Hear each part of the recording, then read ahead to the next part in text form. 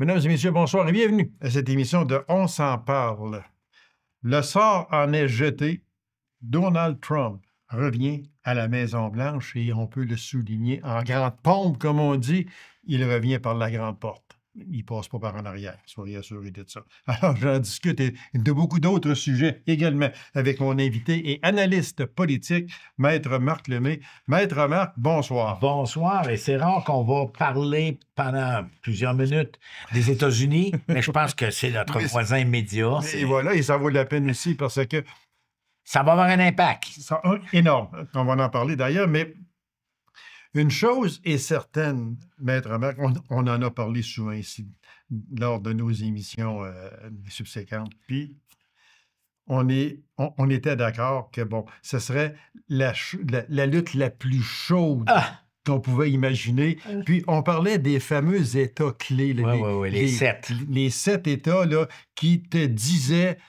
Bon, un tel, s'il remporte cet État-là, celle-là, c'est lui qui va, ou c'est elle qui va habiter la Maison-Blanche. Il les a tout remboursés. Puis ça n'a même pas été chaud, seulement, Écoutez, c'est pas compliqué. On s'est assis à la TV, comme dirait ma grand-mère, à 8 h, quand ça a ouvert, cette affaire-là. Tu as regardé ça tranquillement, pas vite. À 9h20, il y avait 168 grands électeurs. Oui, elle en avait 34. Oui. Fait que c'est fini, là. Tout de suite là. Puis après ça, ben là, c'est parti. Puis là, bon, mais là, ce qui est assez exceptionnel, puis moi, je vais vous dire une affaire, c'est la première fois en 20 ans qu'un candidat qui va devenir président remporte le vote populaire en plus des grands électeurs. Voilà. Et écoutez, ça, c'est rare, là. En 20 ans, là, M. Trump, puis tout le monde, ça a toujours été... en 20 ans, c'est exceptionnel. Donc, comme dirait chez nous, c'est un raz de marée, point à la ligne. Ça a parti du New Hampshire, puis ça a monté, c'est allé jusqu'à l'autre bout là-bas en Californie. Et malheureusement, le tsunami a emporté tout ce qui était démocrate. Écoutez, là, ils ont 53 sénateurs sur 100, donc en majorité. La Chambre des représentants, ça, là, c'est comme notre Parlement, là, pour ceux qui se demandent c'est quoi. C'est comme notre Parlement à Ottawa. Ben, ils n'ont pas la majorité, mais proche, puis ils vont l'avoir quand ça va finir de dépouiller, parce que là, il y a ce qui est à la poste. Mais c'est une question de temps. Il va avoir ça. Et en plus de ça, ben, il a nommé 3 juges en Cour suprême. Il pourra en nommer 2 autres d'ici la fin de son mandat. Donc, la majorité de juges de la Cour suprême sont extrêmement conservateurs. Je vais vous dire une affaire. Ça va être à droite pas mal. Et écoutez, je pourrais continuer comme ça pendant des jours, mais je veux le dire. Il y a un analyste que moi je respecte beaucoup, qui connaît la scène américaine, qui s'appelle Raphaël Jacob. Il est de la chaire Raoul d'Endurant, il est à Montréal, mais il se promène partout aux États-Unis. Puis lui, la seule chose qui l'intéresse, c'est les États-Unis parce qu'il analyse politiquement. Patrice Roy, qui est l'animateur, lui pose la question la veille, on est la veille. Il dit là, vous autres, là, il y en avait un autre chroniqueur. Qu'est-ce que vous pensez qui va gagner? Ça va-tu être si serré que ça? Ça va-tu être serré à ce point-là qu'on va se coucher juste le lendemain matin? Raphaël Jacob a dit, écoutez, les sondeurs se sont trompés en 2020. Les sondeurs se sont trompés en 2016. Moi, je pense, puis il dit comme ça, là, moi, je pense qu'ils sont encore en train de se tromper. Ils n'ont pas vu. Puis pour moi, c'est l'un ou l'autre qui va gagner. Et ça va partir de bonne heure. Ils vont gagner de bonne heure. Wow! Et c'est le seul qui a vu venir ce tsunami qui a emporté Mme Harris et toute l'équipe des démocrates. Et que voulez-vous que je vous dise? C'est ça. Puis bon, on est pris avec un monsieur qu'on connaît bien, par exemple. Oui, puis une chose, on en a parlé un peu avant d'entrer en ondes, Maître Marc. Il y a une chose aussi, c'est que M. Trump, qu'on le veuille ou non, là, il est président. Il va être nommé président. Il est président en devenir. Et voilà, exactement. Mais au moment où l'on se parle, on peut dire que M. Trump était beaucoup plus préparé que lors de la dernière élection. Et ça, là, vous avez tellement raison.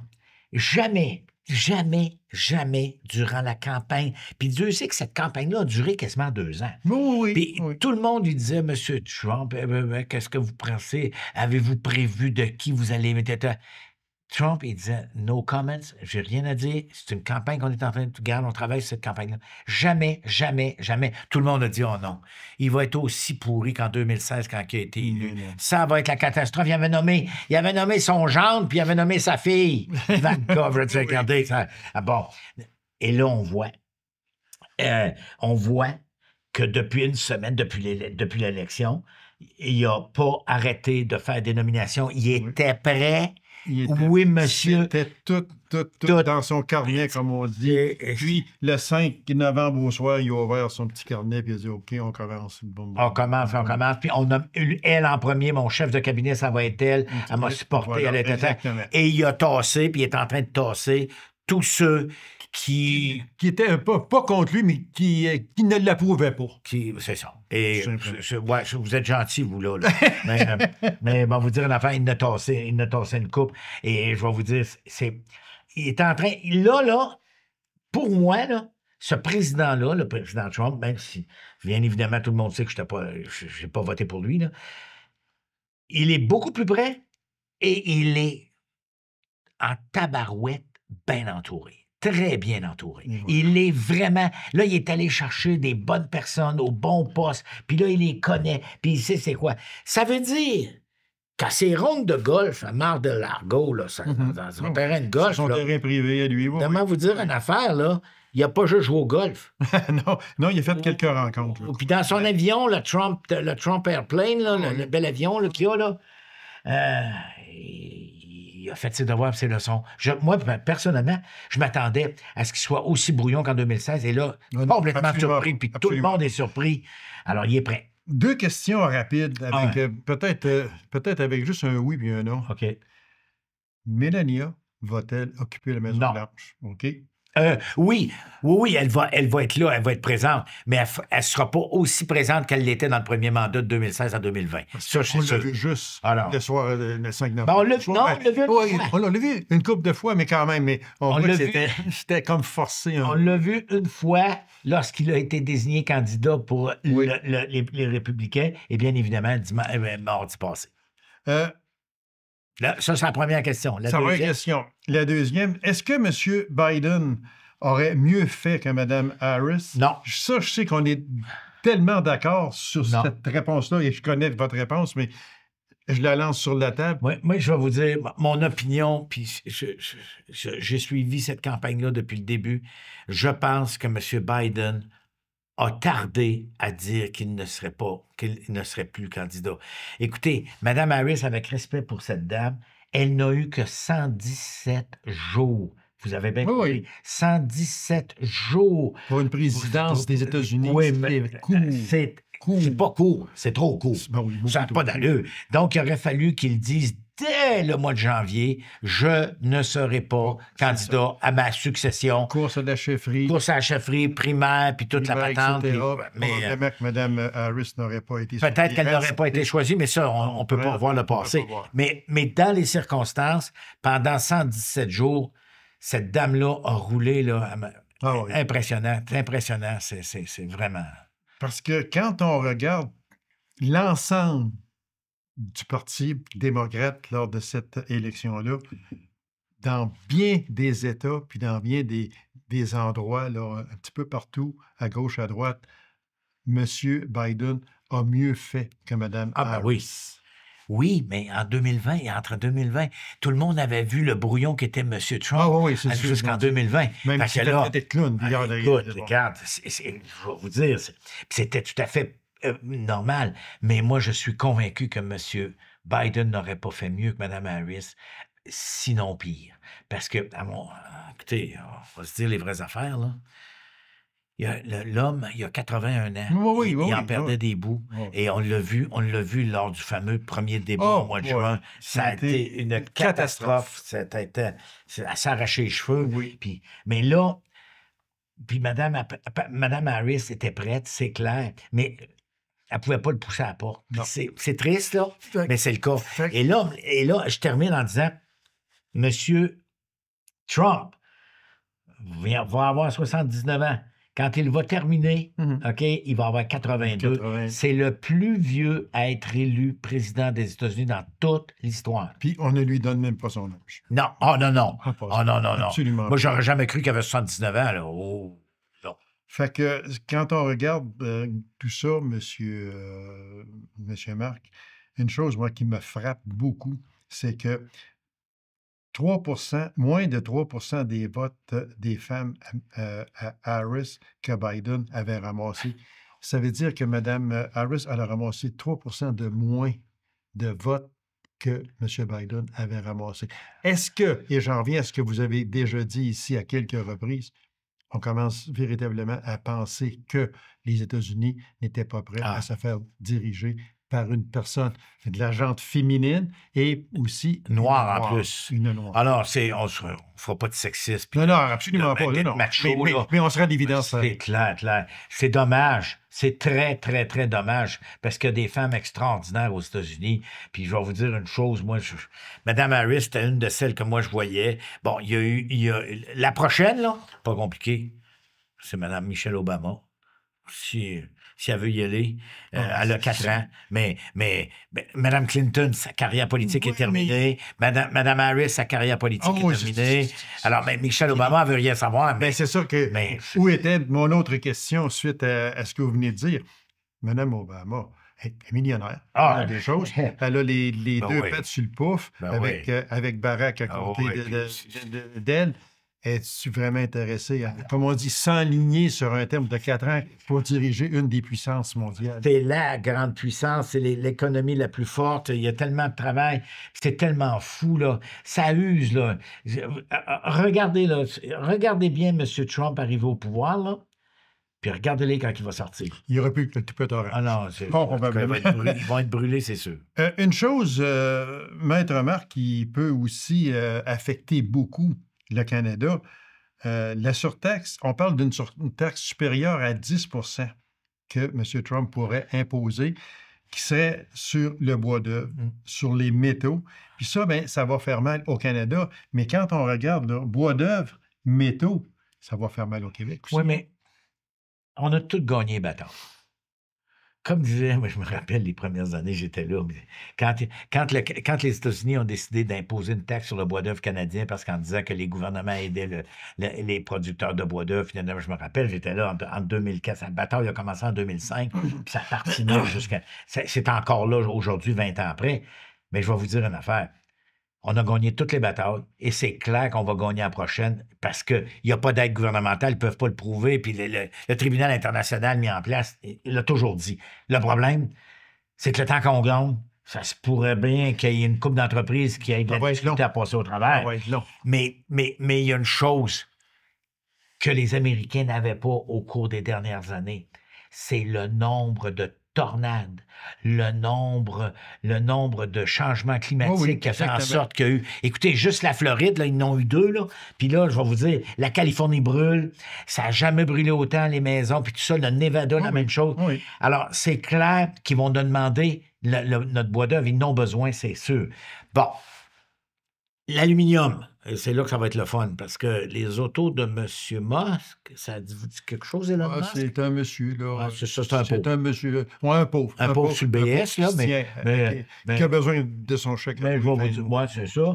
Mais lui, là, ses autos sont faites en aluminium.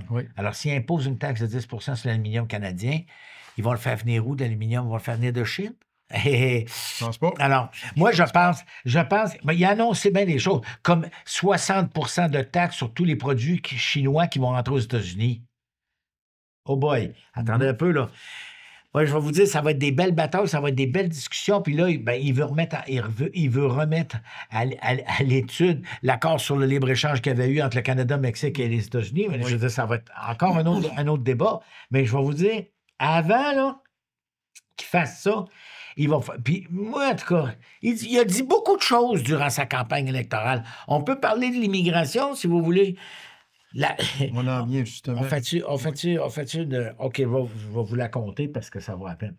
Le lendemain de l'élection de M. Trump, il y a 4-5 compagnies qui ont fait énormément de profits à la bourse. Celle qui en a fait le plus, 42 d'augmentation, c'est pas celle de M. Moss. Non. C'est les prisons. Avec des barreaux, ouais. C'est les prisons, parce que les prisons privées aux États-Unis.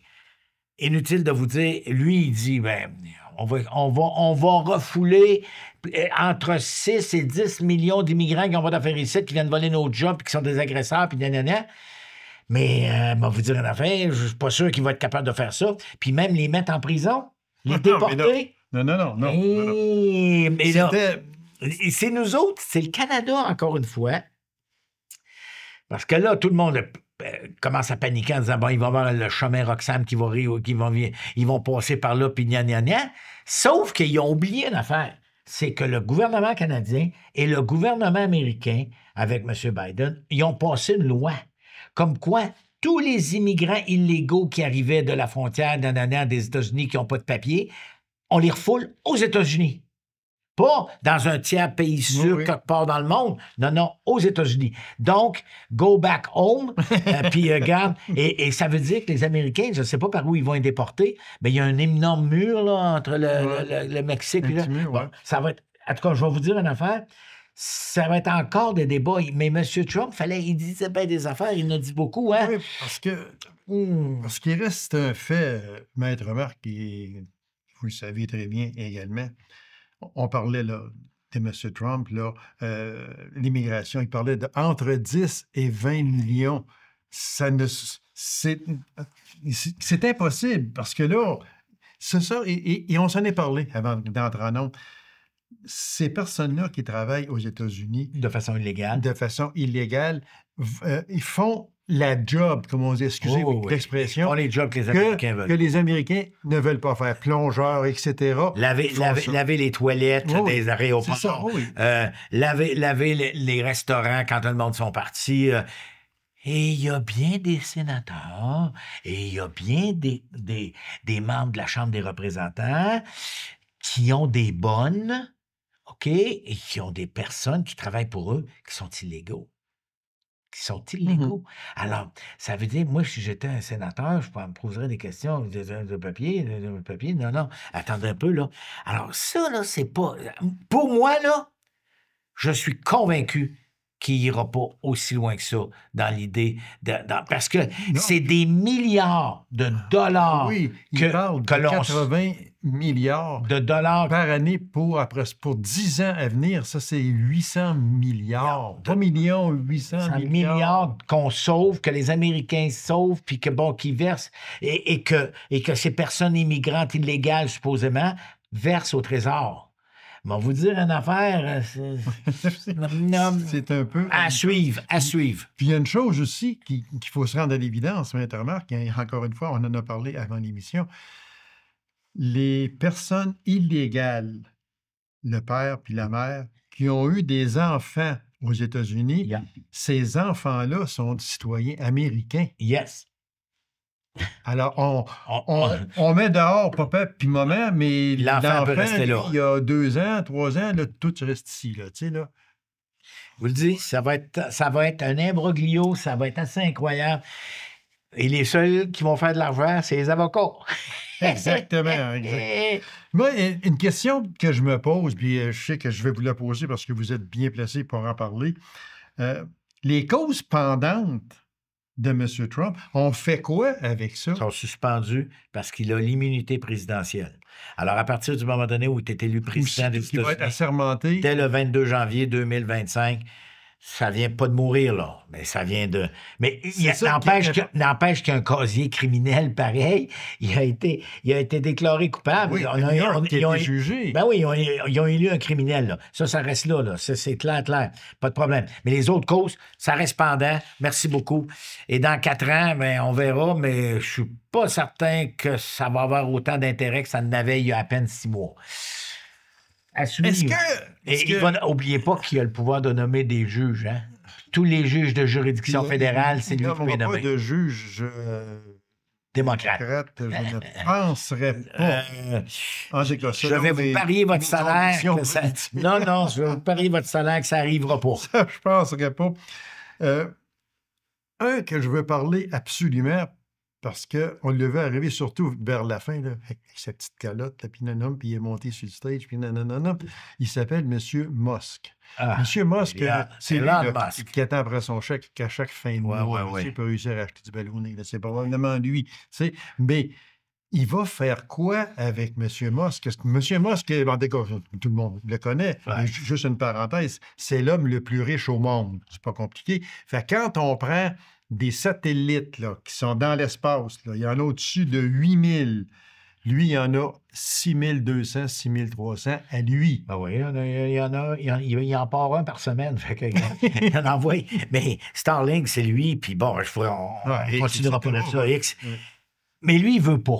Puis là, moi, je suis certain que M. Musk voudrait bien le nommer secrétaire. Puis ce que nous, on appelle les secrétaires parlementaires, là, eux appellent ça des secrétaires, mais nous autres, c'est des ministres. Alors, nous autres, c'est pas ça. Et il veut, M. Musk, là, il est tellement indépendant, il veut rien savoir. Sauf que moi, en tout cas, M. Trump veut diminuer le nombre de fonctionnaires dans l'État américain, dans l'État. Et il voudrait bien que M. Musk fasse des recommandations, s'occupe de ce dossier-là. Aïe, aïe! Mais il ne voudra pas avoir le titre de ministre. Il va pas... Non. Il dit, OK, parfait. Il va travailler dans l'ombre. Il va travailler dans l'ombre. Seulement que je me demande, est-ce que Elon Musk peut travailler dans l'ombre? Il va travailler dans l'ombre, mais quand il va arriver, il va être au soleil avec toutes ses recommandations. La recommandation numéro 1, c'est ça, tu fais ça au Pentagone, tu mets ça dehors, ça, tu fais ça, là, tu fais ça dans l'administration de l'environnement, tu me scrapes ça, tu me crapes ta. Écoutez, il est capable, lui, là. Lui, là, avec tout le respect, là, il est brillant, là, il faut quand même dire qu'il est brillant. Il est brillant, pas à peu près. Oui, alors, lui, il la connaît, l'État fédéral. Il le connaît, l'État. Et c'est ça qu'il voudrait. Le seul que moi, je veux pas voir, je vous le dis, là, je veux pas qu'on quitte l'émission, le seul que je veux pas voir, là, c'est Kennedy. Ah, lui, là. Ouais. Alors, lui, là. Je pense qu'il est prêt avec. Ah, non, il est... Non. Ah, pas si pris que ça. Mais je pense que M. Trump, il n'est pas pris avec personne. Il n'est pas pris avec personne, puis il va peut-être lui donner une job en santé dans le style « fais-toi soigner », là. Mais il est complètement perdu, lui, là. Mais je veux dire, même toute la famille Kennedy le désavoué. Oui. Et même s'il était nommé en je sais pas quoi, en santé peut-être, hein, dans le fond, quelque part, dans un conseil d'administration, là, il n'y a pas besoin d'argent, il est multimillionnaire ici. Mais Elon Musk m'intéresse pas mal plus que M. Kennedy. Et moi, je vais le surveiller, c'est sûr, au cours des prochains mois. J'ai hâte de voir s'il s'attaque à cette tâche-là. Là, ça veut dire à peu près 200-300 000 fonctionnaires de moins avant la fin du mandat de M. Trump. C'est énorme. C'est énorme. Énorme. Les fusions de ministères, des affaires, là, regarde. Non. Je voulais qu'on regarde les engagements de M. Trump, mais je vais en prendre rien une ou deux. Là, une ou deux. Qui ne tiendra pas. Qui ne tiendra pas. Un pardon pour les émeutiers du Capitole, là, qui s'était en janvier. Ça n'arrivera pas pour une simple et bonne raison, mais il va peut-être donner un pardon présidentiel à certains, peut-être, ça se peut. Mais n'oubliez pas que c'est les États. Ce sont les États, donc c'est l'État de Washington qui va prendre des décisions. Et lui, là, je veux dire, s'ils sont condamnés, puis etc., on verra bien. Mais je serais très, très, très, très, très surpris qu'il aille aussi loin que ça. Et c'est parce qu'il jouit de l'immunité parlementaire, voilà, mais exactement. Ça va être à suivre. Maître Marc, on va te délaisser, parce que c'est très intéressant. On aura encore beaucoup de choses à discuter là-dessus. D'ailleurs, en 2025, on va en parler, on n'aura pas fini encore d'en parler. Il reste à peine 5 minutes à l'émission. J'aimerais ça qu'on revienne chez nous, au Canada, au Québec aussi. Poilievre bloque le Parlement. Il n'y a plus rien qui fonctionne. Est-ce que c'est avantage Trudeau ou avantage Poilievre? C'est avantage Trudeau. Parce qu'il n'y a personne qui sait pourquoi Poilievre bloque le Parlement. Il n'y a personne. Ceux qui ne savent pas de quoi je parle, c'est qu'ils ont fait une motion de défiance, on ne veut rien, et là, ils font une motion, ils ont fait une proposition, puis là, ils ont amendé la proposition, puis ils ont sous-amendé la proposition, puis les conservateurs peuvent parler pendant une demi-heure à 1 heure chaque, sur chacun des choses. Ils vont le faire aussi. Fait que là, c'est sûr. Mais là, M. Poilievre, là, de ce temps-ci, je pense qu'il est en train de se tirer dans le pied, parce que personne. Et on le regarde, là, on voit les négociations sur les ports de Montréal, de Vancouver et de Québec, ils ont ordonné une réunion d'urgence pour voir, mais ils peuvent passer au-dessus du Parlement. Puis pendant ce temps-là, ben, M. Trudeau... Trudeau, lui, je peux pas rien faire. Je voudrais faire des choses, mais je peux pas rien faire. C'est à cause de lui. Poilievre veut me mettre partout. Demandez-y. Exactement. Ben oui. Fait que ça va jouer... Ben on verra, mais... Parce que c'est la première fois depuis 1 an et plus que M. Poilievre perd au pourcentage. Ben, il va perdre des pourcentages encore, puis... M. Trudeau, pendant ce temps-là, il est premier ministre du Canada. Oui, exactement. Tu sais, vous savez, là, la dernière fois, je pense qu'on ne savait pas trop si elle n'allait pas tomber en mois de septembre, octobre, le Parlement va être défait, Non. Puis moi, je vous le dis. Le Bloc veut le défaire absolument. Et ça, ou même si le Bloc veut le défaire, il va rester tout seul. Oui, c'est ça, parce que le NPD, ils n'ont même pas de candidats dans un paquet de comtés actuellement. Ils n'ont pas une scène. Ça va se passer directement lors du budget. Comme on a toujours dit, Maître Marc. Mais là, il va avoir, ils vont avoir l'énoncé économique, là. Puis après ça, le remaniement ministériel. Voilà. Puis après ça, on s'en va à Noël, puis on se revoit au mois de fin janvier, début février. Remaniement avant les fêtes? Ah oui, moi, je pense que oui. Okay. Je pense que oui, parce que là-dedans, ils n'ont pas le choix. 2 minutes seulement. Santé Québec. Ah ouais? 2 têtes dirigeantes, Mme Biron et M. Abergel. Silence radio. Est-ce que c'est normal? On aurait dû se parler la semaine prochaine parce que ça rentre en vigueur à partir de vendredi, le 15 novembre, ça rentre. Le 15 novembre. Oui, le 15 novembre. Puis, donc, le 1er décembre, là, ils sont en fonction, puis tout le monde. Bonne chance, parce que la grosse négociation, c'est avec les fédérations de médecins. Et là, M. Dubé, le ministre, est pris avec ça, puis il faut qu'il règle ça. Il a réglé les infirmières, il a réglé là. Alors là, il faut qu'il règle les deux fédérations de médecins. Pourquoi? Parce qu'il en va de sa survie. C'est pas compliqué. Il en va de sa survie, de sa santé Québec. Puis, regarde... Moi, on s'en reparlera l'année prochaine. Y croyez-vous à Santé Québec? Oui, j'y crois. Oui, moi, j'y crois. Selon ce que M. Dubé explique, il nous porte à croire que ça va arriver, mais c'est tellement gros. C'est le Titanic qu'on essaie de faire tourner avant qu'il pogne l'iceberg. Là. Oui. Mais je vais vous dire une affaire. Ils n'ont pas le choix de réussir. Ils n'ont pas le choix, certains qui n'ont pas le choix. Ils n'ont pas le choix. Absolument pas. Ils n'ont pas le choix. Ils n'ont pas le choix. C'est aussi simple que ça. Fait qu'on aura l'occasion de s'en reparler au mois de janvier, février dans ces bouts-là. Là, vous allez voir. Maître Marc, une question très vite, il reste à peine 1 minute. Un petit sondage que j'ai vu, puis ça a passé, comme on dit, dans le beurre, mais c'est que moi, je l'ai rentré ici.